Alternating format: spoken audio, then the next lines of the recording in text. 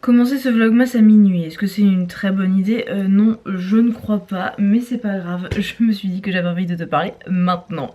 Ceci est un vlogmas Joker, ça veut dire qu'il est tourné avant les vlogmas, donc il n'est pas dans l'ordre chronologique, je l'ai filmé avant que les vlogmas commencent tout simplement. Il y en a deux au total des vlogmas Joker, je sais pas si tu as vu le premier. Vu que je filme en avance, eh bien je ne sais rien, la moi du futur décidera pour moi. Moi en tout cas là je fais un vlogmas Joker à minuit, parce que j'ai envie de te parler de la journée de demain qui va être une journée un peu particulière. Il se trouve que je vais bientôt avoir 27 ans. À l'heure où je filme cette vidéo, je n'ai pas encore 27 ans. Peut-être qu'au moment où je tourne les vlogmas, enfin tu vois, le moment où il est sorti, j'ai déjà 27 ans, j'en sais rien. Mais en tout cas, dans ma liste des 27 choses à faire avant mes 27 ans, il y avait lire 25 livres. Et idéalement, parce que j'aime beaucoup les chiffres ronds, lire 27 livres avant mes 27 ans. Le souci c'est que je n'ai lu que 17 livres pour l'instant. Donc je me suis dit, et si je passais une journée entière à lire? Bon, j'ai fait mon programme de la journée, en réalité je vais devoir bosser. Mais ce que toi tu vas voir, ça va être toute la partie lecture de ma journée. Qu'est-ce qui se passe si je passe 5, 6, 7 heures de ma journée à lire? Qu'est-ce qui va se passer dans ma tête, sachant que je lis vraiment très peu? Je lis avant d'aller me coucher et je lis des fois dans le train et pendant mes vacances grosso modo. Mais pour la journée de demain, j'ai quand même un programme assez ambitieux puisque je veux terminer ces 4 bouquins qui sont entamés, comme peuvent le signifier les marque-pages. Il y a d'ailleurs 2 bouquins qui sont des prêts, donc comme ça je vais pouvoir les rendre vu qu'ils seront enfin lus. Donc au programme de demain, 4 livres à finir, 2 livres que j'aimerais lire de bout en bout, 3 livres que j'aimerais commencer et un livre audio que j'aimerais écouter en entier pendant toutes les tâches où je ne peux pas lire en même temps. Donc c'est Annie Ernaux l'événement. Voilà, sur Next Story. D'ailleurs, je fais un partenariat avec eux dans un vlogmas bilan culture. Mais voilà, là, actuellement, j'écoute sur Next Story. Voilà, on est sur 10 bouquins. En fait, là, si je lis tout ce qui est là, ce qui est impossible, hein, vraiment, enfin c'est littéralement physiquement impossible, il n'y a que 24 heures dans une journée, même si je dors pas, c'est pas possible. Mais si je lis tout ça, j'aurais fini mon challenge, j'aurais lu 27 livres avant mes 27 ans. Est-ce que on va pouvoir au moins finir tout ça et entamer ces 3 livres? Et bah demain nous le dira. Toi tu vas savoir ça tout de suite. Mon mec est pas encore rentré de soirée, donc je me dis que je vais finir tout de suite, je prends un peu d'avance. Je vais finir ce livre de poésie qui s'appelle Womanizer, qui m'a été offert par l'auteur Baptiste Pizzina, qui était là au meet-up avec Clémence, le Clemity Tour à Paris avec Passage du Désir. Et du coup, il a écrit ce bouquin de poésie sur la relation de sa femme avec son Womanizer et le rapport à la sexualité, le rapport à la déconstruction, etc. C'est plutôt pas mal, c'est assez léger et simple. Qu'est-ce que c'est que cette bestiole? Frère, c'est l'hiver. Meurs à un moment donné. Bref, c'est très rapide à lire et c'est divertissant. Ça casse pas trop patin un canard, mais franchement je prends plaisir à le lire, hein. On va pas se mentir. Voilà, donc je pense que je vais lire ça maintenant. Mais je te retrouve avec la mouche demain.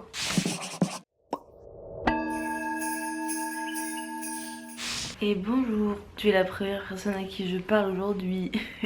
J'ai du mal. On commence la journée lecture. Allez, c'est parti. En pyjama, en robe de chambre. Je vais terminer Alina Bronski, la tresse de ma grand-mère. Je suis à la page 122 sur 205. J'ai galéré à le lire. Vraiment, j'ai commencé à le lire il y a facile 9-10 mois. Parce qu'en fait, c'est vraiment pas fun comme lecture. C'est vraiment drôle, c'est bien traduit. Oui, je dis c'est vraiment drôle. C'est cynique en fait. C'est une façon d'écrire en fait qui est un peu lourde. Lourde de sous-entendus, lourde de mal-être de tous les personnages. Et en fait, même si l'écriture est assez simple entre guillemets, j'avais pas envie d'y revenir en fait quand je le fermais. Pour autant, ça reste un très bon livre. C'est juste que j'ai pas accroché, je pense. Mais c'est pour ça que je veux le finir. Parce que je trouve que la façon dont l'histoire est abordée est vraiment très bien.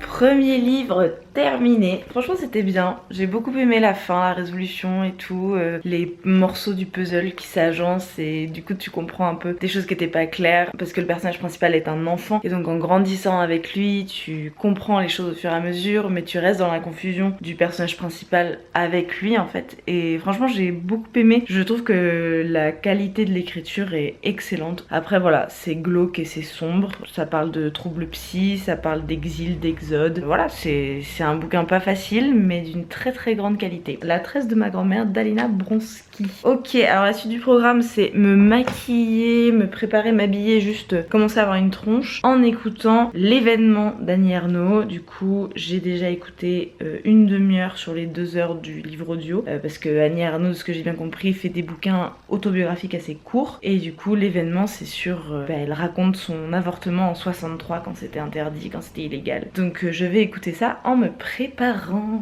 A few moments later. C'est très compliqué de me concentrer sur la lecture quand il y a juste tout mon travail à faire. Donc je me suis dit, je m'en vais.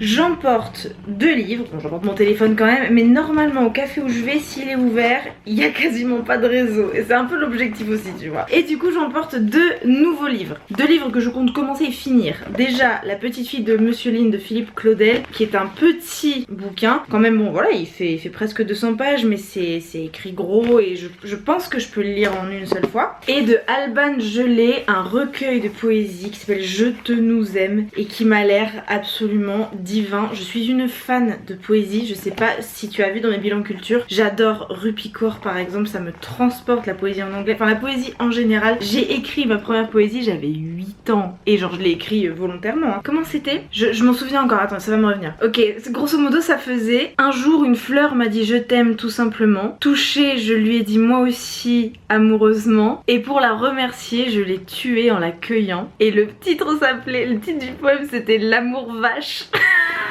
J'avais 8 ans les gars. Et je l'avais écrit sur une feuille d'idole, je me souviens très bien. Bref, j'adore la poésie depuis toujours, clairement, depuis mes 8 ans. Du coup, je vais lire tout ça. On va voir ce que ça donne. Faut que je change la batterie, ça flash. Allez, on y va, on part à l'aventure.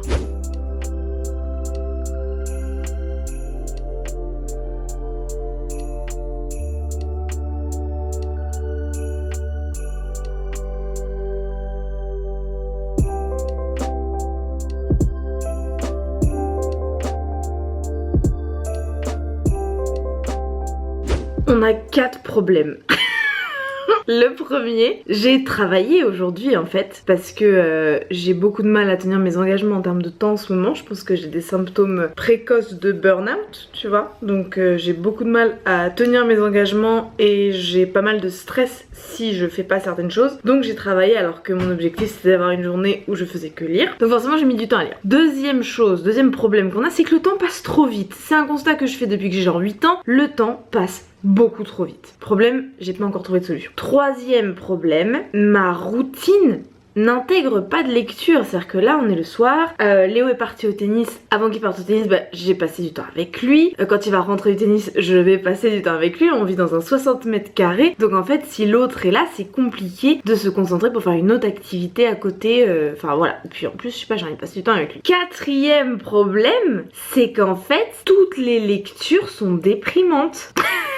Déjà j'ai dépassé la moitié de l'événement d'Annie Ernaux qui est quand même son récit autobiographique d'avortement, donc on n'est pas sur la petite maison dans la prairie, c'est joyeux, c'est beau, tu vois. Alina Bronski, comme je te disais, c'était assez déprimant. Je te nous aime, super, vraiment très bien, pas du tout déprimant pour le coup, mais bon c'est un recueil de poésie que j'ai lu en une demi-heure, grosso modo, une demi-heure, 3 quarts d'heure. La petite fille de Monsieur Lynn, j'ai lu les 4 premières pages parce que j'ai une copine qui m'a rejoint à l'improviste au café, ça a pas l'air fun du tout, on est clairement sur un exil, encore une fois, je sais pas pourquoi c'est le thème. Comment tout peut s'effondrer, on est quand même sur les explications sur la fin de notre civilisation et c'est dense, c'est intense, j'ai 0% envie de le lire. Grandeur et décadence, c'est sur toutes les problématiques de notre système économique, même si c'est Lich Strömquist et qu'elle est super drôle, pareil, pas très fun comme lecture. Le piège du bonheur, édition illustrée, alors oui d'accord, c'est une BD, c'est rigolo, mais ça va me dire qu'en gros le bonheur n'existe pas. Non mais juste c'est des exercices, tu vois, il faut travailler sur soi, patati patata. Féminisme et réseaux sociaux, d'Elvire Duvel-Charles, pourquoi pas. Après ceci dit, quand tu parles de conditions féminines, c'est forcément un petit peu déprimant. Après j'adore cette meuf, je suis sûre que enfin j'adore ce sujet. Pour autant, j'ai pas envie de me lancer dans une lecture qui peut être un petit peu complexe. Equality Land, c'est une dystopie sur les algorithmes qui gèrent toute ta vie. Donc je crois que je vais aller lire un Garfield en fait. J'avais pas du tout prévu qu'en fait tout serait complètement déprimant. C'est une catastrophe. Tu sais, je me suis dit en commençant cette journée, enfin hier, je me suis dit vas-y tranquille. En fait j'ai fini 3 bouquins, ce qui est déjà bien. J'ai fini Womanizer, j'ai fini La tresse de ma grand-mère, j'ai fini Je te nous aime et je suis à la moitié d'Annie Ernaux, l'événement. Bon, pourquoi pas, tu vois, c'est pas mal. Mais bon, le projet, il était un petit peu plus ambitieux. Et tu m'étonnes que j'ai lu que ça. J'ai lu genre même pas 3 heures aujourd'hui. 2h30, même pas. Ok, je propose qu'on ne désespère pas, d'accord? Je vais continuer à écouter Annie Ernaux et vraiment essayer de pas désespérer en entendant ce récit en me disant que ça date de 63 et que ça n'arrivera plus et que nous nous retrouverons pas dans une situation, dans une civilisation où l'avortement est interdit par la loi, parce que franchement, mais... Tu sais, quand tu te poses la question en termes moraux, en termes éthiques, en termes philosophiques, en termes politiques, peu importe, même religieux, peu importe le sens vers lequel tu le tournes, l'interdiction de l'avortement est une très mauvaise idée. Peu importe dans quel sens tu le tournes. C'est-à-dire que pour la santé des gens, il est nécessaire que ce soit une option. Puis de toute façon, on est trop nombreux sur Terre. Donc à un moment donné, voilà. Hein, on va se calmer et aucune contraception est à 100% efficace. C'est une lecture, même si elle est audio, qui me... Tu vois, ça me fout un petit coup de me dire que le nombre de personnes qui ont avorté clandestinement, qui ont risqué leur vie, enfin c'est... Pauvres femmes. Et le nombre d'hommes qui n'ont jamais pris leurs responsabilités en termes de juste, voilà, contraception quoi, hein, simplement. Ok, je crois que je suis partie dans une tangente là. C'est d'ailleurs l'histoire de ma grand-mère quand même. Ma grand-mère paternelle, la Wella, elle est quand même née d'un mec qui ne l'a pas reconnue, qui a promis à mon arrière-grand-mère que il allait se marier avec elle. Ils ont donc couché ensemble et après il s'est barré. Donc ce qui s'est passé, c'est que vu que c'était pendant l'Espagne franquiste, mon arrière-grand-mère et ma grand-mère n'avaient pas le droit d'avoir de vraies chambres dans les foyers, etc. parce que mon arrière-grand-mère n'était pas mariée et était en gros était souillée quoi, et que en plus il y avait une bâtarde. Donc elles ont pendant un moment dans leur vie, dans l'enfance de ma grand-mère, elles ont dormi sur le sol de la cuisine d'un foyer. En gros elle mettait un matelas de camping, voilà. Tout ça parce que mon arrière-grand-père, qui en fait est un homme qui la seule chose qu'il a fait c'est embaucher ma grand-mère dans son entreprise à 18 ans pour coudre. Ma grand-mère est devenue couturière à 13 ans et en gros vers 18 ans elle s'est dit avec mon arrière-grand-mère, elles se sont dit on va aller sonner chez ton père et il va prendre ses responsabilités et il va t'embaucher. Voilà, et c'est la seule chose qu'il a fait. Il a reçu sa fille et il l'a embauchée dans son entreprise de couture. J'existe parce que l'avortement était pas une option, surtout dans une Espagne franquiste, mais tu te rends compte du nombre de destins ruinés, enfin c'est terrible quoi, de me dire que ma pauvre grand-mère a dormi sur le sol pendant des mois et des mois parce que son père avait juste abusé de la confiance de sa mère et s'était barré et avait refusé de l'épouser derrière, enfin bref, n'avait pris aucune responsabilité sur sa contraception et sur les capacités reproductives, etc. C'est une catastrophe. J'en perds mon collier. Donc je vais continuer à écouter Annie Ernaux. Et l'autre plan, je pense, ça va être Grandeur et décadence de Liv Strömquist. Voilà, reprendre ça. Je sais pas où est-ce que je m'étais arrêtée parce que le marque-page est tombé. Mais je crois que j'avais lu genre un quart. Donc on va reprendre un petit peu avant. Et puis voilà. Je te propose qu'on fasse un compte-rendu demain. Parce que là, il est déjà 22h. Je pense que je vais lire encore un petit peu. Mais petit compte-rendu demain. Bilan de ce qu'on aura réussi à lire, tu vois. Je dis on. Écoute, si ça te motive à lire, enfin, très bien. Mais moi, en tout cas, je vais me rendre des comptes face caméra demain matin, d'accord? Allez, à demain! The next day. Bilan de cette journée de lecture. Où en sommes-nous? Et aussi en général, combien de livres ai-je donc lu avant mes 27 ans? Womanizer, comme je disais, on n'est pas sur quelque chose d'extraordinaire, on n'est pas sur de la grande littérature. Pour autant, une poésie en prose qui je pense est assez nécessaire et vient aider à soulever le tabou autour de la masturbation féminine et autour du plaisir, voilà, du corps humain, de la vulve et du plaisir féminin en général. Donc je pense que ça vient combler un manque présent dans la littérature, donc ça c'est bien. La tresse de ma grand-mère, terminée, très bien, très belle écriture. Par contre j'ai vraiment galéré à le lire parce que c'est pas joyeux du tout. Je te nous aime d'Alban Gelé, une superbe œuvre, vraiment on est sur de l'écriture poétique sublime. J'ai adoré le travail sur la syntaxe et la ponctuation, c'est comment ça s'appelle, tu sais quand c'est des fautes faites exprès, des anacolutes, dérapages syntaxiques. Voilà, donc ça c'est les 3 livres qui ont été terminés. Ensuite l'événement d'Annie Ernaux, il me reste 52 minutes de lecture. Le mercredi 15 janvier, oui, j'ai pris un... mais tout à fait. T'entends cette voix? J'adore. Donc il me reste 52... Ah non, 45. Il me reste 45 minutes de lecture. La petite fille de Monsieur Lin, j'ai littéralement lu 4 pages, pas plus, parce que comme je te disais, j'ai été interrompue par une amie qui est arrivée. Et Grandeur et Décadence, j'ai avancé, j'ai lu un peu plus de la moitié, et c'est très bien. C'est un peu plus dense que d'autres qu'elle a fait. Il date de 2016, donc je pense qu'elle s'est encore plus améliorée sur sa façon de gérer le discours. Donc là, il y a encore un peu des trucs un petit peu violents par-ci par-là, de changement de style et de changement de ton, mais ça reste très très bien. Alors du coup, si on reprend mes livres lus en 2022, je te dis les livres que j'ai lus: L'Estrade de Pénélope Bagieux, What's Up Binny, L'éloge de l'amour d'Alain Badiou, Le jeune acteur de Riyad Satouf, La Servante écarlate en roman graphique, Coming In le roman graphique, Éveil le roman graphique, Sorcière de Mona Chollet, L'amour c'est bon pour la santé du docteur Daniel Ballesteros, Adieu triste amour de Myriam Mal, Dans le palais des miroirs de Liv Strömquist, Anne de Green Gables, Scum Manifesto, The Secret,